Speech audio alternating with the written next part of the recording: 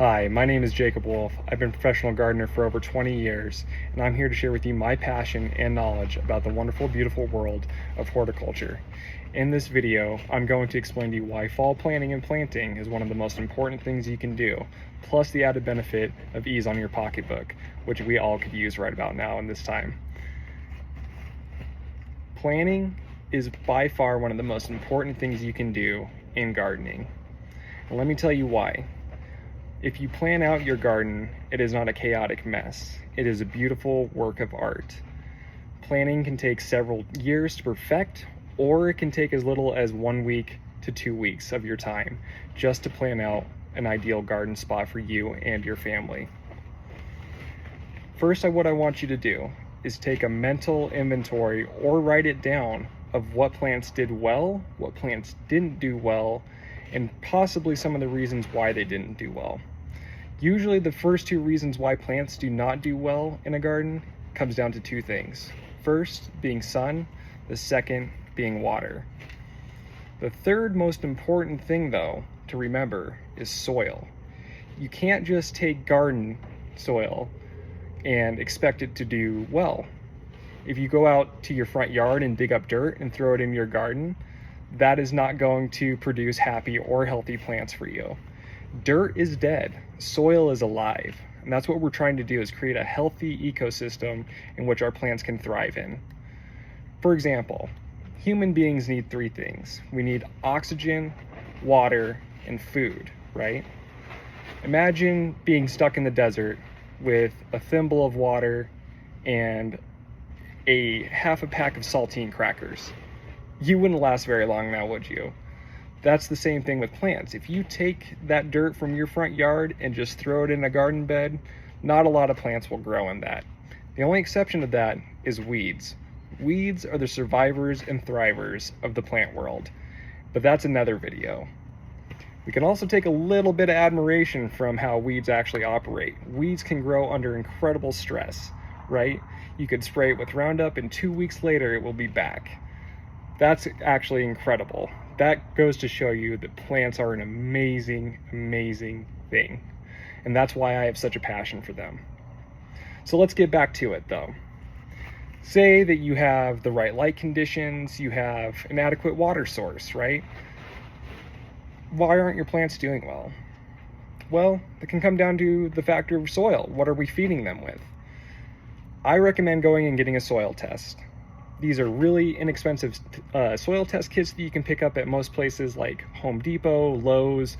I actually prefer to go to my local garden or nursery outlet, which is my other side-time job that I do, is I work for Fort Collins Nursery here in Colorado. And it is a wonderful, beautiful place to work, let me tell you. We have tons of people that have as much passion and more knowledge than I do. I'd say between everybody, there's probably 200 years of plant experience just rolled up into about 15 people. It's amazing. It's really wonderful. But let's get back into the soil, right? A lot of times your soil is needing a pH balance adjustment. It could be too acidic or it could be too basic.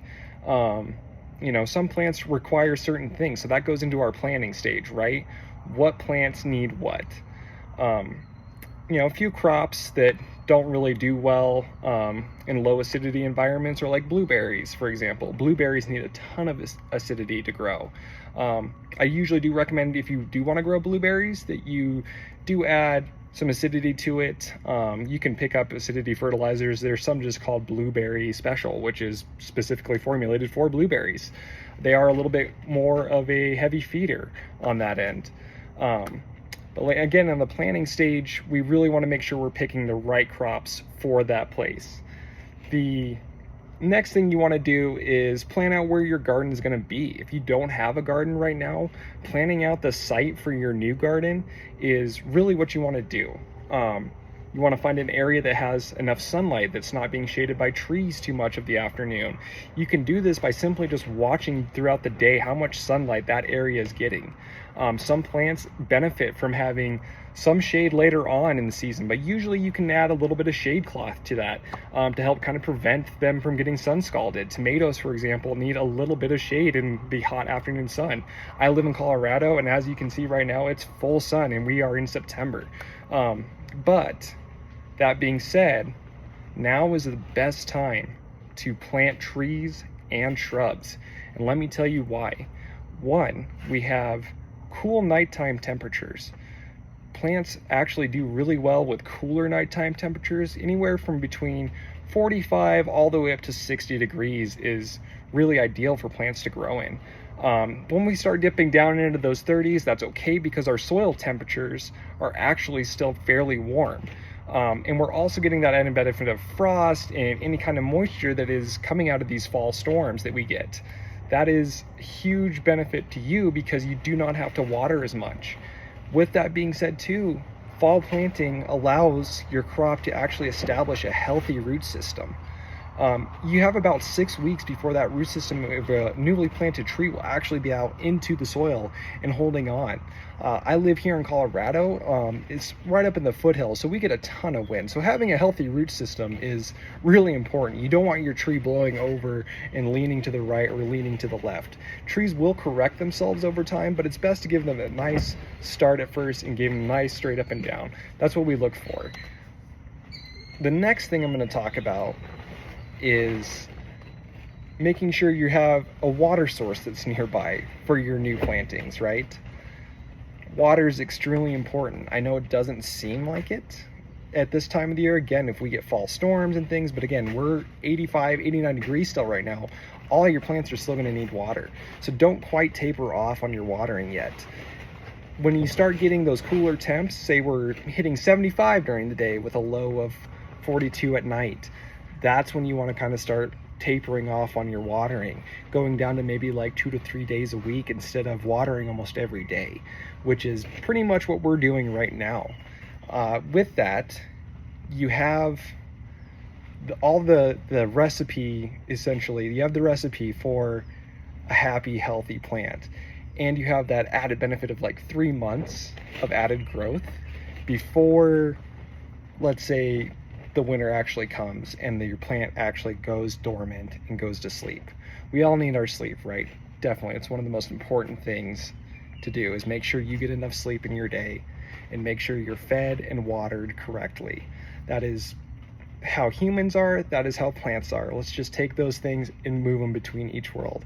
That's what I like to do. I like to try to emulate that.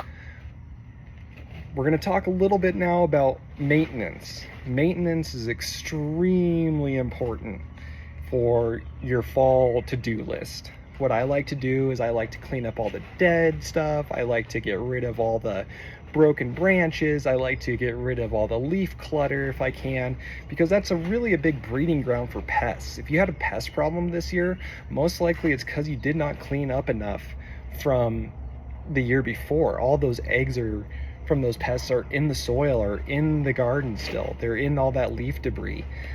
That's where they like to nest at. That's where they lay their eggs, and then come springtime, they all emerge, and you have thousands and thousands of pests all of a sudden roaming around your garden.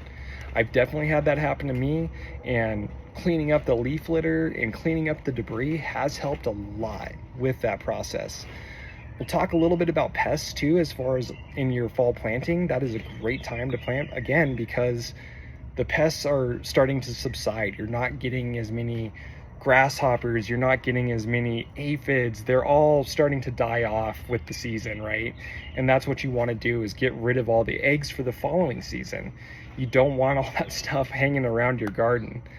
One of the main problems that you will encounter with fall planting can have to do with funguses. Usually this shows up on shrubs more than anything, and that's usually due to overwatering. Again, those low nighttime temps with the kind of warmer daytime temps, you're not getting as much evaporation, and it is a breeding ground for fungus. Powdery mildew especially is one of the common problems that I see most often in my line of work, is powdery mildew. Powdery mildew is fairly easy to get rid of, but once it takes over a plant, it pretty much just shuts it down completely. It's very rare that you lose plants completely from it, but it doesn't make them very appealing from a curb point of view, let's say. And also, if they're in your veggie garden, you're not going to have a healthy crop with a bunch of powdery mildew on it. I know I wouldn't want to eat that. But maintenance is very important. I usually like to take a lot of that leaf clutter and anything like that and get it into a compost pile and let it break down for the next 3 months. If you have a garden bed, cleaning out the garden bed is great, unless you're planting, like, say, like our onions and garlic and stuff like that, that's a fall crop that you really want to prepare for next year. Having that kind of cover, though, of a new healthy compost is really great. So usually I just do a thin layer of that, or you can just do your kitchen scraps. If you have a smaller plot, that's a great way to do it. You can take those kitchen scraps, place them in your garden, and then cover with a thin layer of compost in soil mixture. I usually do a 1-to-1 ratio, 1 part compost and 1 part soil. So a great way to do that is just for every 1 shovel load of soil you put in, you put a shovel load of compost in with that as well. And that's a really healthy mixture for your garden. One of the other things you kind of run into is soil depletion. If you want to take a year off from that plot, planting a cover crop like clover is a really good option, and it will add that biomass back into the soil.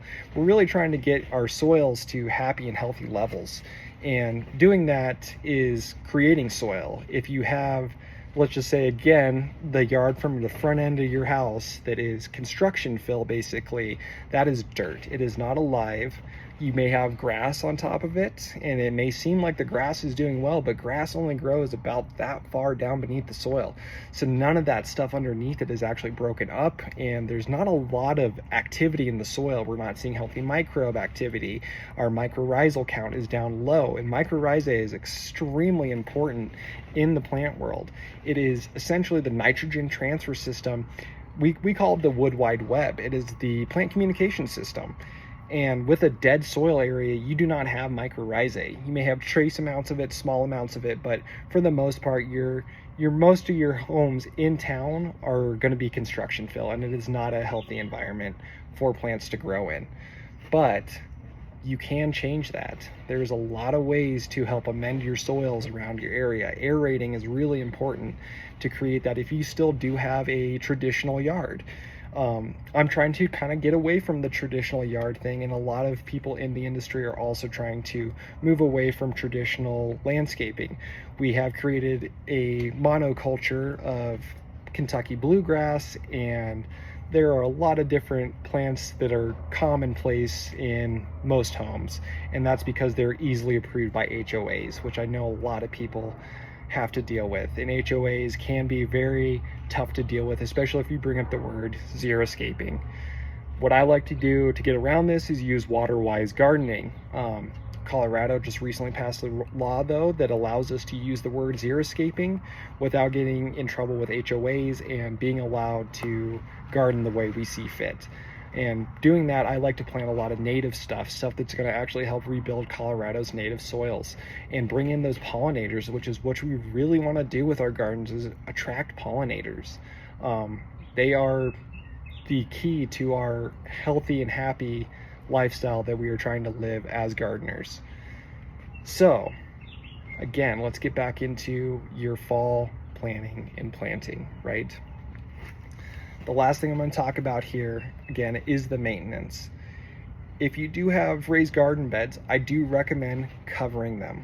So putting some sort of plastic or potentially a shade cloth or frost cloth actually is the best thing to work with that, because it will keep those soils warm and choke out any weeds or anything else that is causing problems for you.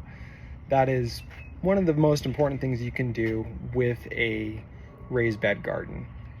The next thing we're going to talk about is what to do with all the plants that you thought did well this year. Keep a log of that.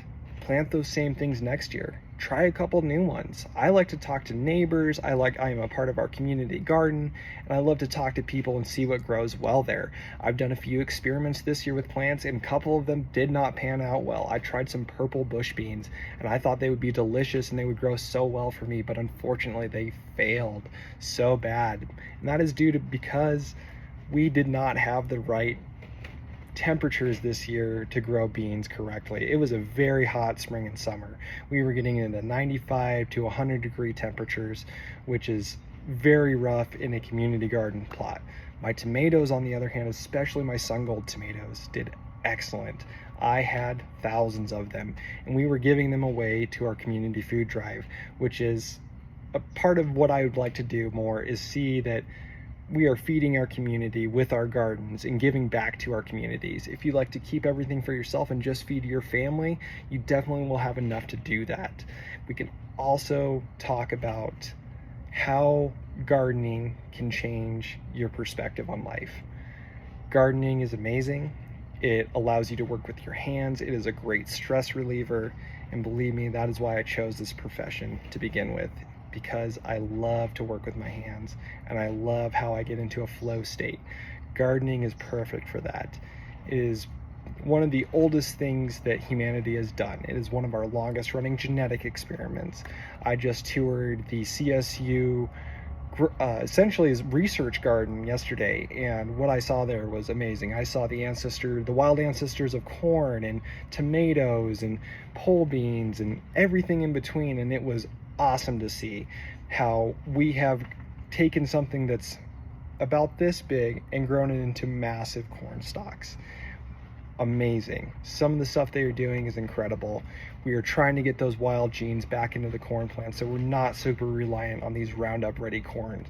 We are running into a problem with that, in that our food production is going to go down because we are depleting our soil levels so low, and we're monocropping basically everything. We do have a high population in the US and worldwide, but this is something, if we all move towards gardening for ourselves and producing our own food, it would help alleviate these farmers that are forced to monocrop.